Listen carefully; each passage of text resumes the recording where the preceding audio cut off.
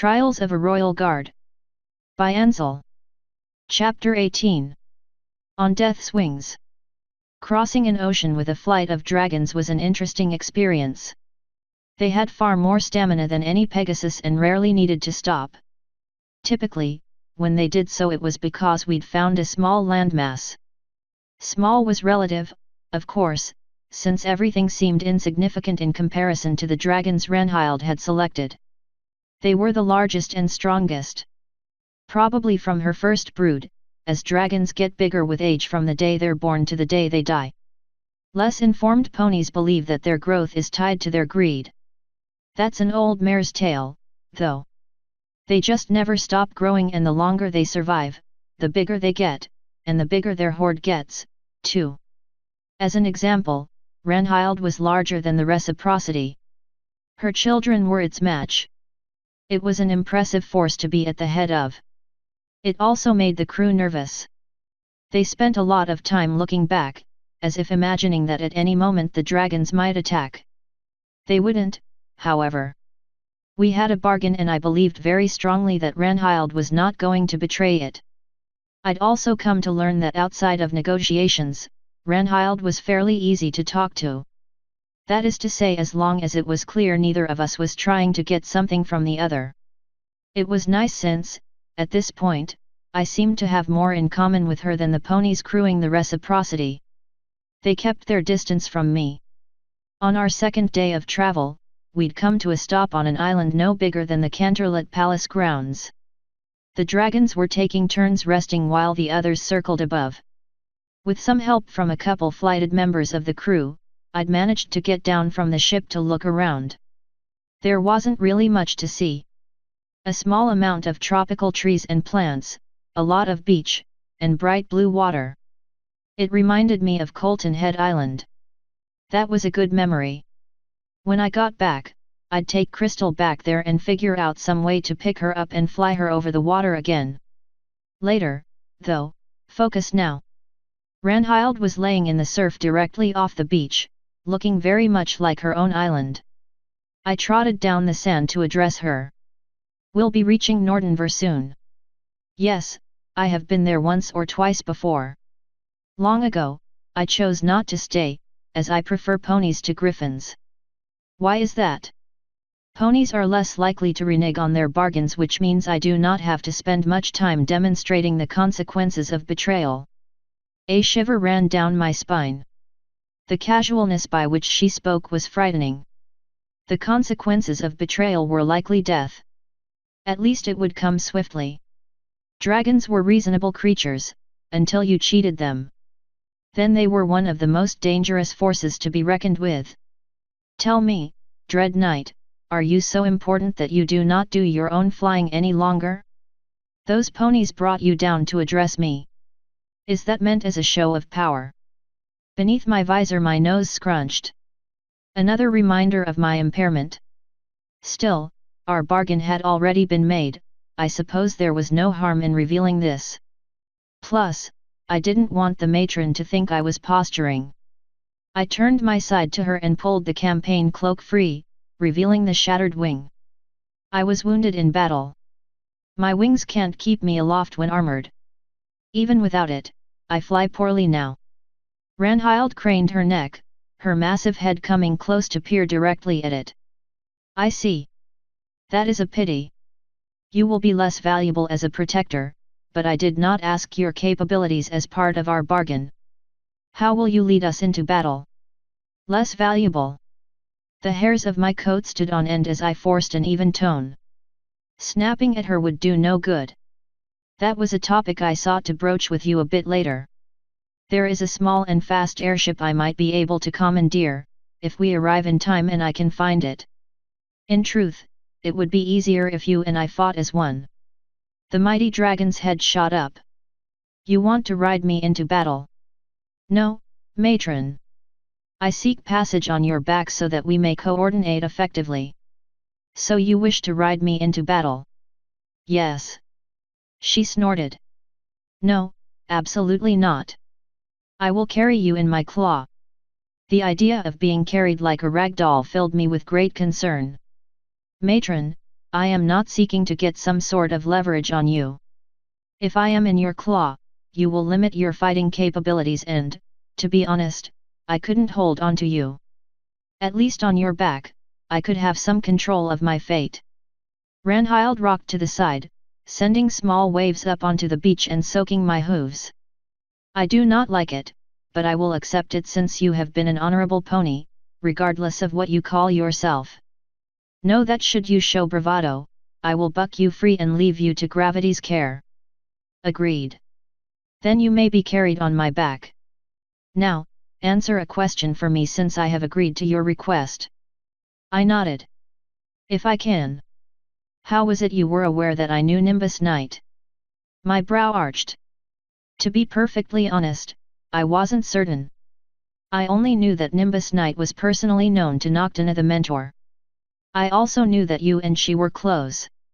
It seemed likely that you would at least know of a knight so close to her. Ranhild grinned. It was an affectionate grin, but the insanely sharp fangs made it seem all the more intimidating. Well played. Yes, I knew Nimbus Knight, as did your mistress. He was an honest, humble knight. There were many great trials in his life that could have left him broken, but he always pushed on. In the end, he retired with a beautiful female and had 2 sons and 7 daughters. All of which served your mistress well, though none better than his daughter Moonlit Star. Moonlit Star? The Moonlit Star? Luna's would have been mentor? Matron, you know an awful lot about these ponies. May I know how that is? Ranhild nodded. You may. Your mistress was very kind to me in my youth. As we grew, so too did our bonds of friendship, so much so that we often walked amongst each other's broods. Though back then, this was possible because I was far, far smaller. In fact, the last time I saw Nimbus Knight, I was barely twice his height. This was fascinating. Ancient timelines were tough to piece together. A common pony expression was 1,000 years ago, which really just meant so far in the past no pony could remember it and records were weak. Dragons may have different methods of time-keeping. Matron, who was older, you or Noctina? Noctina by far. She was the oldest alicorn that had ever been. At least until your current one. To my knowledge, no other alicorn has ever been so long for this world. They differ from dragons in that way. Alicorns tend to move on so that another may rule. Dragons stay until we are forced from our position. I see, 100 different thoughts swirled in my mind. Ranhild was there. I could ask her anything. Moonlit Star was my distant cousin to the extreme. Still, we were from the same line. Had it all started with Nimbus? Ponies in service to the House of the Night for centuries? Before I could ask, Ranhild interrupted my thoughts. We must go, my brood has rested. Without warning, she reached out and took me in her claw. I went rigid.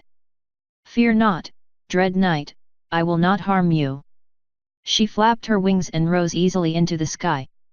With a gentleness I did not expect, she set me on the command deck of the Reciprocity before turning and heading off on our course. Captain Boar stared at me with wide eyes. Are you okay, Major? My hooves wouldn't move. I was just standing at a perfect attention. If some pony had pushed me, I'd have fallen over like a fainting goat. Once I found my voice, I replied, doing fine. Just fine. Everything is fine. Set course, Captain. We arrived in the Rhine-Air province on the dawn of the 6th day. I'd kept the ship and the flight at the maximum altitude possible to reduce our chances of detection. Who knew if King Kronson still had spies behind our lines? As the sun peeked over the horizon, I shifted my attention to the captain. Captain Boar, I need you to steam at full speed and let General Ironhoof know I was successful. Have him delay the main assault and be sure to stress that he must keep our forces back. Tidal Boar nodded at me. And where will you be, Major? I motioned off to the side where Ranhild lazily flew. On her back. Major, you be a crazy pony. Best of luck to ye. and may the Seapanese be on your side. Seapanese? I don't know, it seemed mystical. Tough to compete with a flight o' dragons. Good luck. Thanks, I replied with a chuckle before trotting to the rail. My wings extended out as wide as they could. Luna, please let this dragon catch me. Then I hopped off the Reciprocity as it streaked across the sky. The wind hit me and felt amazing. I flapped to catch the current, but my shattered wing just didn't work right. Instead, I sailed downwards like a rock. Ranhild swooped below me and I landed heavily on her back. You are larger than Nimbus Knight, she commented idly. Thank you. Are you and your warriors ready, matron? We are. Are you certain this is the bargain you wish to make? Once we begin, there is no turning back. This cannot be undone. Was it? Yes. Yes, to get home to Crystal. To save the lives of those closest to me. The bargain is made. It is time to punish King Cronsone's brood. So be it, Knight of the Moon.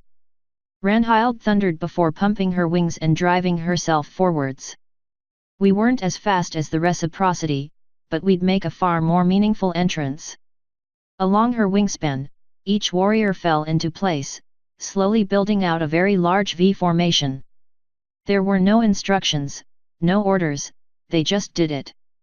Within a couple of hours, the dragons had crossed a huge expanse of land and the border citadel was visible, stretching along the whole opening of the valley.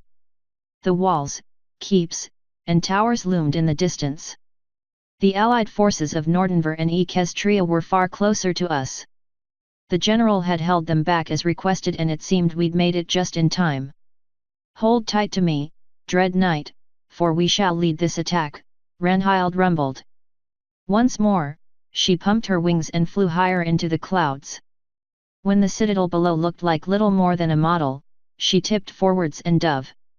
The wind whipped past me as I clung to her scales. Each second that passed put us closer and closer to the Sidramore forces. Some of them finally seemed to notice the massive shadows bearing down on the fortifications and started scrambling. Crossbows were being aimed, bolt throwers were being adjusted, and many of the griffins were ducking behind shields or into the towers. Ranhild roared. It was a massive, powerful bellow that hit me at some primal level. I clung to her, unable to move. My eyes fixed forwards and it seemed many of our adversaries were likely stunned. Eventually, some broke free and the bolts started streaming past us. I had little doubt that many struck Ranhild because she made absolutely no effort to dodge them. If they made any sort of impact, however, it didn't register. When we were close, I felt her inhale deeply, expanding out her chest. Then it started. The ancient obsidian breathed out and a wave of dark miasma streamed forth from her maw. It hit the top of the citadel and spread out like a vicious fog. It blasted into barred windows, shot through the cracks beneath the doors, and the shields held by the Sidramore were useless. That was one of the things that made obsidian dragons so fierce, they didn't breathe fire. Hiding from their breath was next to impossible. It was like trying to avoid a smell. All of the griffins in the cloud started coughing. Frantically, they clasped at their necks or tried to hold their breath as if they were being strangled. Panic overtook them briefly, but then they died, and I had a front row seat. Ranhild pulled up and started for the heavens. I looked back, my eyes fixed to the carnage.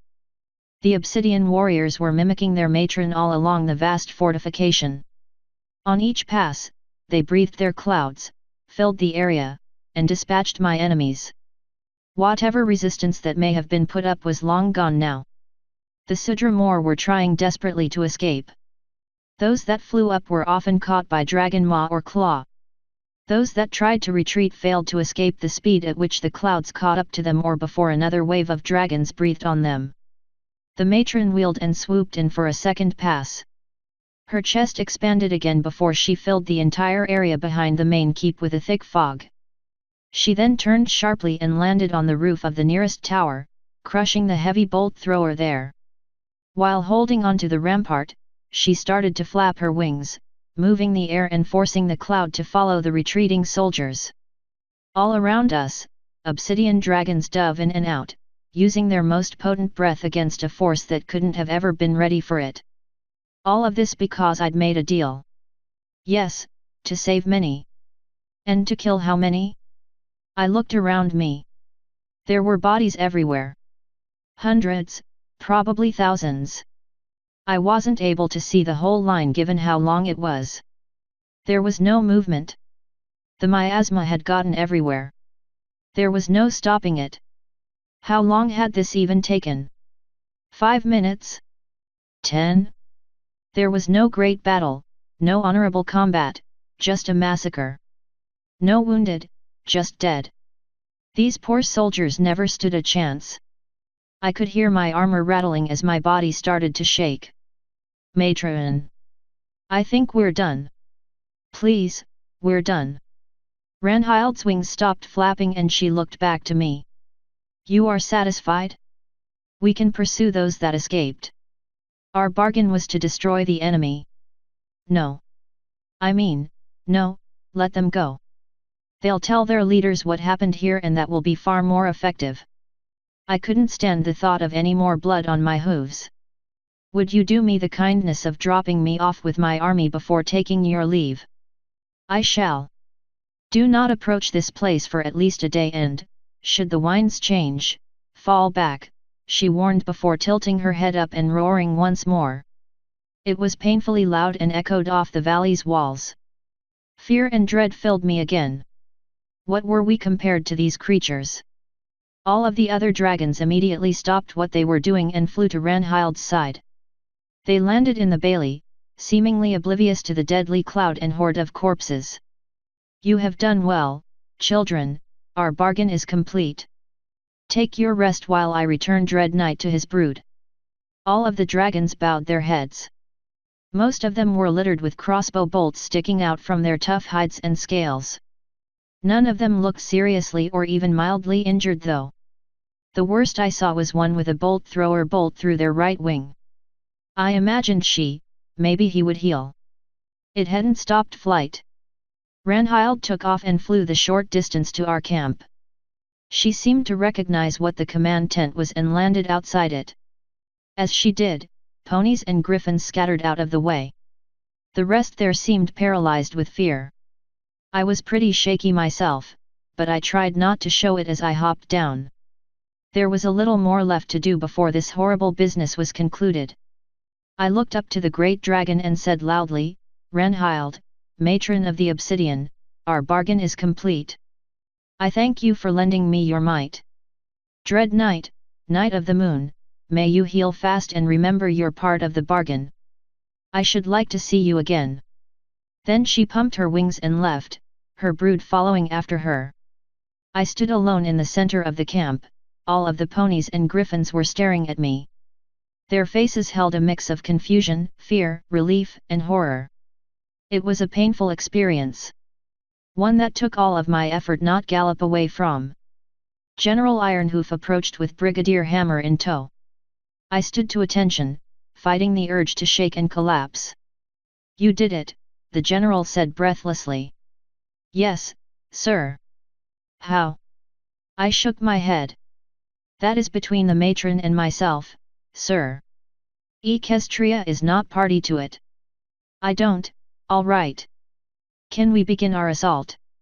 No, sir, not until tomorrow, and I suggest moving the army back. Should the winds change, we might be undone by our own plan. The citadel is empty. They're all dead and I highly doubt they'll ever be back. The casualness by which the words fell from my mouth sickened me. Brigadier Hammer asked, what? All dead? Major, there was an army there. Thous I winced. I couldn't help it. Hammer saw it, too. His tone dropped. I see. It's okay. Thank you. Thank you for killing everyone. The back of my mouth tasted of bile. General, I'll write a report for you, but, if I may, I'd like to retire. I've been in motion for 6 days and I'm exhausted. General Ironhoof just blinked. Yes, Of course. Dismissed. I saluted and started to trot to where the Black Dragoon banner was. It was a bit blurry beneath my visor. Tears were making it harder to see. It would be a good place to hide. My lancers would have a tent for me. My stomach churned worse as the images of the dead started to come back to me. All along my path were allied soldiers just looking. None cheered, none spoke to me, they just looked. The stairs started to cut through my armor. Keep your head up, just for a little while longer. The sound of hooves moving quickly from behind caught my attention. A merciful distraction. It wasn't long before Grey Maelstrom was at my side. Are you okay? She whispered. I did what was necessary. I don't disagree, but are you okay? I shook my head no. Going to be sick. Okay, that's okay. I'll get a bucket and meet you in your tent. Yup, was all I managed before trotting faster towards the dragoons. Ponies everywhere were staring at me, probably wondering how I could do something so awful. How could I be a monster like this? This was war. This is what happened in war. This is what it takes to go home. All of my dragoons stood when I arrived. They didn't look at me like a monster, at least. No, they were sharing looks of concern and pity. Sir, Captain Bringia started, but I held up a hoof. Need a minute, please? Yes, sir. I ducked into my tent and tossed my helmet off before collapsing onto the floor. By the moon, I'd killed them all. I'd had to put monster against monster to save everyone, and I'd done it. Kronson killed thousands for resources. I'd done it just to go home to my wife. What would she think of me? Could she even take a pony like that back? Crystal, please, forgive me. Author's note, and so it came to pass that the defenders were brought low by a terror they could have never anticipated. If you are enjoying this story, please consider taking a look at Crystal and Maya's website quillandblade.com for extra content such as mini-stories, an Ask Us form to submit questions, responses to said questions, and special rewards for the awesome folks who support our Patreon. End author's note.